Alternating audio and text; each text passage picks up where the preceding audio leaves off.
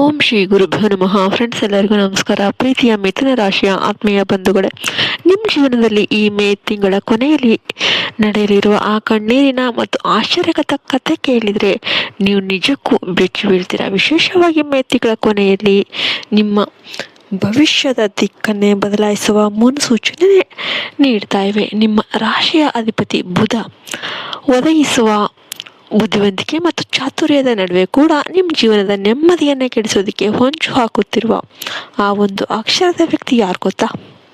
ಹೌದು, ನಿಮ್ಮ ಅತ್ಯಂತ ಆಪ್ತ ವಲಯದಲ್ಲೇ ಇದ್ಕೊಂಡು ಕೆ ಅಥವಾ ಎನ್ ಅಕ್ಷರದಿಂದ ಹೆಸರು ಪ್ರಾರಂಭವಾಗುವ ಒಬ್ಬ ವ್ಯಕ್ತಿಯಿಂದ ನಿಮ್ಮ ಜೀವನದಲ್ಲಿ ನಂಬಲಾಗದ ಟ್ವಿಸ್ಟ್ ಅನ್ನೋದು ಎದುರಾಗುತ್ತೆ. ಈ ವಿಡಿಯೋ ನಿಮ್ಮ ಕಣ್ಣಿಗೆ ಆಕಸ್ಮಿಕವಾಗಿ ಬಿದ್ದಿಲ್ಲ. ಈ ಪರಮಶಿವನ ಮತ್ತು ಜಗನ್ಮಾತೆಯ ಆಶೀರ್ವಾದ ಇಲ್ಲದೆ ಈ ಎಚ್ಚರಿಕೆಯ ನುಡಿಗಳು ನಿಮ್ಮ ಕಿವಿಗೆ ಬೀಳೋದಕ್ಕೆ ಸಾಧ್ಯನೇ ಇಲ್ಲ.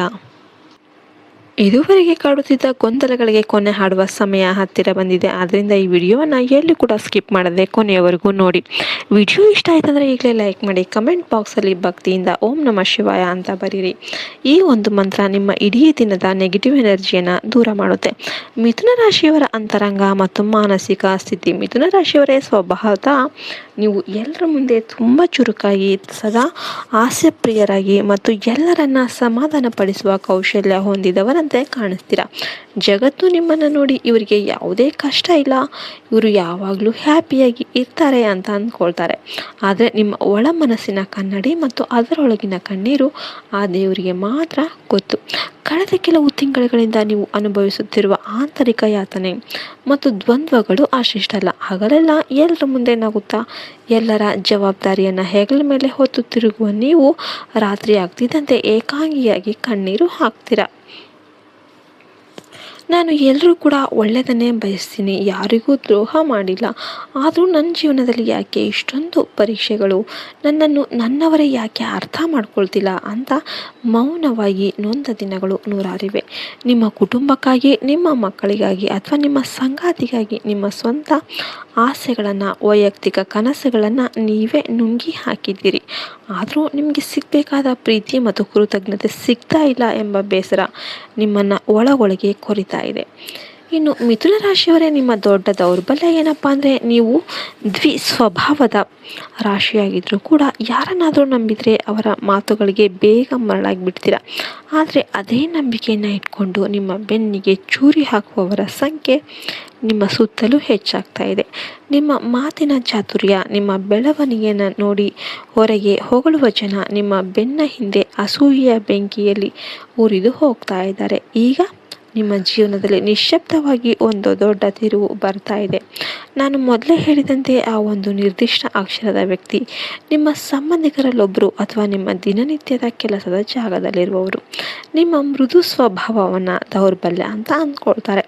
ಇವರು ಹೊರಗೆ ನಿಮ್ಮ ಹಿತೈಷಿಯಂತೆ ನಟಿಸುತ್ತಾ ನಿಮ್ಮ ಪ್ರತಿಯೊಂದು ರಹಸ್ಯವನ್ನು ತಿಳಿದುಕೊಳ್ಳೋದಕ್ಕೆ ಪ್ರಯತ್ನ ಮಾಡ್ತಿರ್ತಾರೆ. ನಿಮ್ಮ ಆರ್ಥಿಕ ಸ್ಥಿತಿ, ನಿಮ್ಮ ಕೌಟುಂಬಿಕ ಸಮಸ್ಯೆ ಎಲ್ಲವನ್ನು ಕೂಡ ನಿಮ್ಮಿಂದಲೇ ಪ್ರೀತಿಯಿಂದ ಕೇಳಿ ತಿಳ್ಕೊಂಡು ಸಮಯ ಸಾಧಿಸಿ ಅದನ್ನೇ ನಿಮ್ಮ ವಿರುದ್ಧ ಬಳಸುವ ಕುತಂತ್ರ ನಡೀತಾ ಇದೆ. ಯಾರನ್ನು ನಂಬಬೇಕು, ಯಾರನ್ನು ನಂಬಬಾರ್ದು ಎಂಬ ಗೊಂದಲದಲ್ಲಿ ನೀವಿದ್ರೂ ಈ ದಿನಗಳಲ್ಲಿ ನಿಮ್ಮ ಅಂತಃಪ್ರಜ್ಞೆ, ಗಟ್ ಫೀಲಿಂಗ್ ಅನ್ನೋದು ನಿಮಗೆ ನೀಡುವ ಎಚ್ಚರಿಕೆಯನ್ನು ನಿರ್ಲಕ್ಷ್ಯ ಮಾಡಬೇಡಿ. ಮಿಥುನ ರಾಶಿಯವರಿಗೆ ಮಾತುಗಾರಿಕೆ ಜಾಸ್ತಿ. ಯಾವುದೇ ಕಾರಣಕ್ಕೂ ನಿಮ್ಮಲ್ಲಿ ಯಾವುದೇ ಕಲ್ಮಶ ಇರೋದಿಲ್ಲ. ಯಾರಾದರೂ ಪ್ರೀತಿಯಿಂದ ಮಾತನಾಡಿದರೆ ನಿಮ್ಮ ಇಡೀ ಕಥೆಯನ್ನು ಅವ್ರ ಮುಂದೆ ತೆರೆದಿಡ್ತೀರ. ಆದರೆ ಮುಂಬರುವ ಈ 4 ದಿನಗಳಲ್ಲಿ ನಿಮ್ಮ ಈ ಅತಿಯಾದ ಮುಕ್ತ ಸ್ವಭಾವವೇ ನಿಮಗೆ ಶತ್ರು ಆಗುವ ಸಾಧ್ಯತೆ ಇದೆ. ಸಣ್ಣ ವಿಷಯಕ್ಕೂ ಭಾವನಾತ್ಮಕವಾಗಿ ಉದ್ವೇಗಕ್ಕೆ ಒಳಗಾಗಿ ನೀವು ನಿಮ್ಮ ಗುಟ್ಟುಗಳನ್ನು ಬೇರೆಯವರ ಮುಂದೆ ಆಡಿಕೊಂಡ್ರೆ ಅದು ನಿಮ್ಮ ಸುಂದರ ಭವಿಷ್ಯವನ್ನು ಒಂದೇ ಕ್ಷಣದಲ್ಲಿ ಹಾಳು ಮಾಡಬಹುದು. ನಂತರ ನೀವು ಎಷ್ಟು ಪಶ್ಚಾತ್ತಾಪ ಪಟ್ಟರೂ ಕೂಡ ಹೋದ ಕಾಲ ಮತ್ತು ಆಡಿದ ಮಾತಿ ಮರಳಿ ಬರೋದಿಲ್ಲ. ಅದಕ್ಕಾಗಿಯೇ ಈ ದಿನಗಳಲ್ಲಿ ನಿಮ್ಮ ನಾಲಿಗೆಯ ಮೇಲೆ ನಿಯಂತ್ರಣ ಇರಲಿ. ಯಾರಾದರೂ ನಿಮ್ಮನ್ನು ಕೆಣಕಿದ್ರೂ ಕೂಡ, ನಿಮ್ಮ ವಿಷಯಗಳನ್ನು ತಿಳಿದುಕೊಳ್ಳೋದಕ್ಕೆ ಬಂದರೂ ಮೌನವಾಗಿರೋದನ್ನು ಕಲೀರಿ. ಈ ಸಮಯದಲ್ಲಿ ನಿಮ್ಮ ಮೌನವೇ ನಿಮ್ಮ ಅತ್ಯಂತ ಶಕ್ತಿಯುತ ಆಯುಧ. ಕೆಲವರು ನಿಮ್ಮನ್ನು ಬದಲಾಯಿಸಿದ್ದಾರೆ, ಸ್ವಾರ್ಥಿ ಅಂತ ಕರಿಬಹುದು. ಆದರೆ ನಿಮ್ಮ ಆಂತರಿಕ ಶಾಂತಿಗಾಗಿ ನೀವು ಕೆಲವರಿಂದ ಅಂತರ ಕಾಯ್ದುಕೊಳ್ಳೋದು ತಪ್ಪು. ಖಂಡಿತ ಅಲ್ವೇ ಅಲ್ಲ, ಅದು ನಿಮ್ಮ ಹಕ್ಕು ಆಗಿರುತ್ತೆ. ಈ 4 ದಿನಗಳಲ್ಲಿ ನಿಮ್ಮ ಆರ್ಥಿಕ ಸ್ಥಿತಿಯ ಬಗ್ಗೆ ಮಾತನಾಡೋದಾದರೆ ನಿರೀಕ್ಷಿಸದ ಆಕಸ್ಮಿಕ ಖರ್ಚುಗಳು ನಿಮ್ಮ ಬಜೆಟನ್ನು ಏರ್ಪೇರು ಮಾಡಬಹುದು. ಅನಗತ್ಯ ವಸ್ತುಗಳ ಖರೀದಿ ಅಥವಾ ಆಡಂಬರಕ್ಕೆ ಹಣ ವ್ಯರ್ಥ ಮಾಡಬೇಡಿ. ಅತ್ಯಂತ ಮುಖ್ಯವಾದ ಕಿವಿ ಮಾತು ಏನಪ್ಪ ಅಂದರೆ, ಈ ದಿನಗಳಲ್ಲಿ ಯಾರೋ ಕಷ್ಟದಲ್ಲಿ ಇದ್ದಾರೆ ಅಂತ ಅಂದ್ಕೊಂಡು ಅಥವಾ ತುಂಬ ಹತ್ತಿರದವರಂತ ದೊಡ್ಡ ಮೊತ್ತದ ಸಾಲ ನೀಡೋದು ಅಥವಾ ಬೇರೆಯವರ ಸಾಲಕ್ಕೆ ಶ್ಯೂರಿಟಿ ಸಹಿ ಹಾಕೋದನ್ನು ಸಂಪೂರ್ಣವಾಗಿ ನಿಲ್ಲಿಸಿ. ನೀವು ಮಾಡುವ ಈ ಸಹಾಯವೇ ಮುಂದೆ ನಿಮಗೆ ಕಾನೂನಾತ್ಮಕ ಅಥವಾ ಆರ್ಥಿಕ ಸಂಕೋಲೆಯಾಗಿ ಕಾಡಬಹುದು. ಕುಟುಂಬದಲ್ಲಿ ಸಂಗಾತಿಯೊಂದಿಗೆ ಸಣ್ಣ ಪುಟ್ಟ ಭಿನ್ನಾಭಿಪ್ರಾಯಗಳು ಬರಬಹುದು. ನಿಮ್ಮಿಬ್ಬರ ನಡುವೆ ಪ್ರೀತಿ ಇದ್ರೂ ಮೂರನೇ ವ್ಯಕ್ತಿಯ ಪ್ರವೇಶದಿಂದ ಗೊಂದಲ ಸೃಷ್ಟಿಯಾಗಬಹುದು. ಪ್ರೀತಿಗಿಂತ ಅಹಂಕಾರ ದೊಡ್ಡದಲ್ಲ ಎಂಬುದನ್ನು ನೆನಪಿಟ್ಕೊಂಡು ತಗ್ಗಿ ನಡೆದರೆ ಸಂಸಾರದಲ್ಲಿ ನೆಮ್ಮದಿ ಇರುತ್ತೆ. ಮಾನಸಿಕ ಒತ್ತಡ ಹೆಚ್ಚಾಗೋದ್ರಿಂದ ತಲೆನೋವು ಅಥವಾ ನಿದ್ದೆ ಇಲ್ಲದ ರಾತ್ರಿಗಳಂತಹ ಆರೋಗ್ಯ ಸಮಸ್ಯೆಗಳು ಕಾಣಿಸಿಕೊಳ್ಳಬಹುದು. ಸರಿಯಾದ ಸಮಯಕ್ಕೆ ಧ್ಯಾನ ಮತ್ತು ವಿಶ್ರಾಂತಿ ತೆಗೆದುಕೊಳ್ಳಿ. ಮಿಥುನ ರಾಶಿಯ ಯುವಕರಿಗೆ ಮತ್ತು ವಿದ್ಯಾರ್ಥಿಗಳಿಗೆ ಇದು ಅತ್ಯಂತ ನಿರ್ಣಾಯಕ ಸಮಯ. ನಿಮ್ಮ ಬುದ್ಧಿವಂತಿಕೆಯನ್ನು ಸರಿಯಾದ ಹಾದಿಯಲ್ಲಿ ಬಳಸಿ. ತಾತ್ಕಾಲಿಕ ಆಕರ್ಷಣೆಗಳು, ಸಾಮಾಜಿಕ ಜಾಲತಾಣಗಳ ಅತಿಯಾದ ಬಳಕೆ ಮತ್ತು ದಾರಿ ತಪ್ಪಿಸುವ ಸ್ನೇಹಿತರಿಂದ ದೂರ ಇರಿ.